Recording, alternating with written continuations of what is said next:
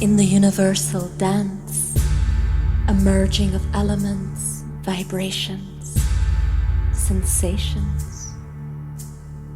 The serpents writhe as the very waves and particles that create life.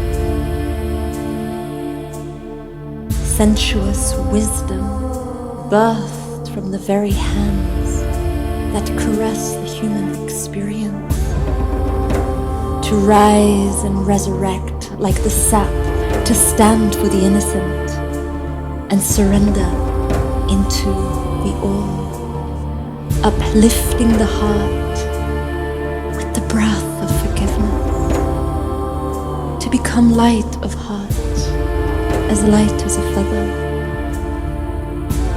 relaxing all the burdens and worries of the mind.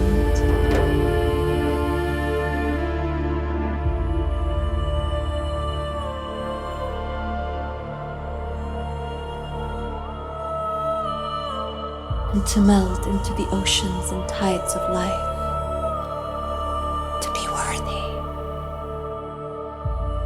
be nourished, drink from the cups of nature's abundance, and become ecstatic and orgasmic with the rise and fall of all change.